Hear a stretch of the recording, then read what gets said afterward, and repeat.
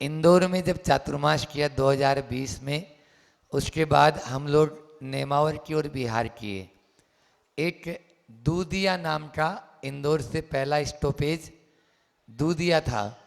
दूधिया के विद्यालय में वहाँ पर आहारचर्या हुई। गर्मी हालांकि उतनी तेज नहीं थी, लेकिन उस दिन धूप बहुत तेज हो गई, क्योंकि महीना तो वो दिसंबर का हो चुका था, नवंबर का, लेकिन फिर भी गर्मी बहुत तेज। अब चले तो थोड़ी दूरी चले और बिल्कुल पसीना पसीना। अब ये देख रहे हैं कि बैठे कहाँ, बैठना है। अब गुरुजी भी बोल रहे हैं, एक भी पेड़ नहीं मिल रहा रोड के ऊपर। और जैसे गर्मी में हालत होती है, जैसे आज बड़वानी से हम आए थे, पापड़ अच्छे से सिट जाएं, ऐसी रोड हो जाती है उस समय। फिर भी अपना चलते जा रहे हैं, पूरा संग है, सातों महाराज जी और आचार्य श्री जी। और स्वास्थ्य भी उतना अनुकूल नहीं, लेकिन धीरे धीरे एक एक कदम बढ़ा रहे हैं। और मैं आगे चल के देखता हूँ कि भाई कुछ तो मिले। एक साइड में एक खेत था, तो हमने सोचा कि खेत में घुसा देंगे, जब अब नहीं मिल रहा है तो, क्योंकि रोड पे कोई पेड़ नजर नहीं आ रहा। उसका दरवाजा जो था वो वैसा टेम्परेरी वाला था, तो हमने थोड़ा खोला और जो मेरे साथ में थे लोग, उनको पूछा भैया इनसे पहले आज्ञा ले लो, ताकि अच्छा नहीं लगे कि अपन बैठा है तो। और देखा तो वहां पर, अब देखो आगे आतिथ्य कैसा होता है, ये देखने की बात है। और उस व्यक्ति ने भी कभी आचार्य श्री जी के बारे में भावना भाई होगी कि कभी तो गुरुवर मेरे राम मेरे दरबार आएंगे। और वो व्यक्ति अमरूद के बड़े बड़े पेड़, एक पेड़ हमको दिखा तो हमने सोचा इसी के नीचे ही बैठ जाएंगे, उसमें अमरूद भी बहुत लगे थे। और पीछे आचार्य श्री जी बोले हाँ बहुत बढ़िया जगह है, अच्छा है, साथ वालों का काम भी हो जाएगा। तो उनका भाव मतलब ऐसा। तो गुरुजी बैठे और हम लोग बैठे। वो व्यक्ति इतना दिलेर, सबसे पहले तो बिल्कुल साष्टांग लेट गया कि गुरुवर बहुत लेट आए, लेकिन मेरी उम्मीद तो बहुत पहले से थी कि आप जरूर आओगे मेरे खेत पर। जैसे उसने सोचा कि आचार्य विद्यासागर जी महाराज यही हैं, तो उसके जमीन तले से, मतलब पाँव के नीचे से जमीन खिसक रही है। और गया, कुछ लोगों ने तो अपने हाथ से तोड़े, लेकिन वो स्वयं गया और पके हुए अमरूद तोड़ के लाया और आचार्य श्री जी के चरणों में डाल दिया और बोला कि सब लोगों को कि ये लो, आपको जितने खाने और जितने ले जाने उतने ले जा सकते हो। ये आतिथ्य होता है कि किस प्रकार से हमें वो दृश्य याद है।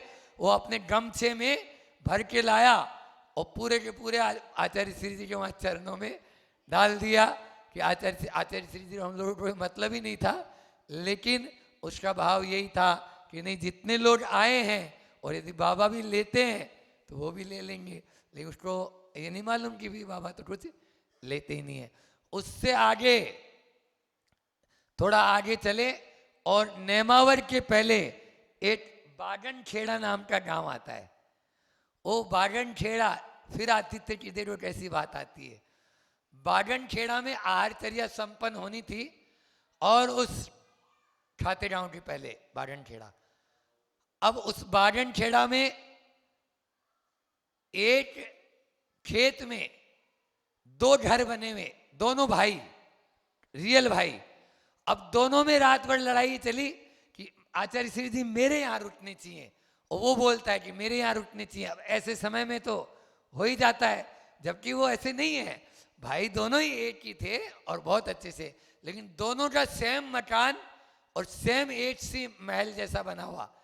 अब आचार्य श्री जी पहुंचे अंदर, तो अब वो बोलता है कि इधर चलो और वो बोलता है इधर चलो। तो आचार्य श्री जी अपना कुछ नहीं, बस जैसा हो तो नीचे गर्दन किए हुए और अपना पहुंच गए। और ये भी एक बात थी कि पहले चौके वाला जो थे वो बाहर थे चौके, तो उसके एक मकान में आचार्य श्री जी का रुकना हो गया। अब ये नर्वस हो गया। एक चौके वाले लेट आए इंदौर के और उन्होंने चौका लगाया उसी के यहाँ, बाजू वाले के यहाँ, उसमें चौका लगाया, उसने दे दिया, अपना पूरा खोल दिया और आचार्य श्री जी का पड़जान वहीं हुआ और आचार्य श्री जी का आहार उसके दूसरे घर पे हुआ। दोनों के रोने का ये नतीजा था कि दोनों के मकान में जाएंगे। अब कैसे जा सकते थे वो लोग? 30 चोटे मान लीजिए, 20 चोटे जो और बाहर लगे हुए थे, कहीं नहीं गए और गुरु जी को कोई मालूम नहीं कि कहाँ लेके जाना है, सब बाहर खड़े हैं। लेकिन गुरु जी के उसी के चरण क्यों पड़े?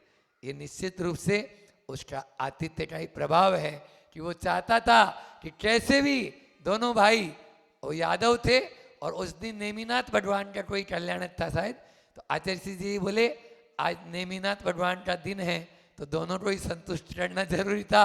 यादव वंशी नेमिनाथ भगवान और यादव वंशी आप ये लोग भी यादव के। और फिर उन्होंने पूरे घर भर के लोग ने, वैसे भी कोई मांसाहार नहीं करता था, पूरे घर के लोगों ने 50 लोग होंगे कम से कम, 50 लोग दोनों में मिला के, सब बहुओं ने, सब ने त्याग किया। गुरुजी भी बहुत प्रसन्न हुए कि ये बागन खेड़ा है, याद रहेगा। इस प्रकार से गुरुजी का जो भी सोच लेंगे कि आपको, तो अपना आप ही गुरुजी बुलाएंगे। हम बता रहे हैं जो भी दर्शन नहीं किए होंगे, वैसे सब किए होंगे, नहीं किए तो आप सोच लो गुरुजी अब तो बुला लो, तो आप भावना भाव, उनके पास टेलीफोन अपना पहुंचता है, वो बिना तार का टेलीफोन रहता है वहाँ, हाँ, और संदेशा ऐसा पहुंचता है कि वो वहाँ से बटन दबाते हैं, इधर से टिकट बन जाती है, आप लोग वहाँ कब पहुँच जाते हैं कोई पता नहीं चल पाता है। इसलिए गुरुजी के लिए आप लोग जब चाहेंगे तब, हमने तो देखा अजैन लोग भी पहुँच जाते हैं, तो जैन की बात तो फिर निराली है।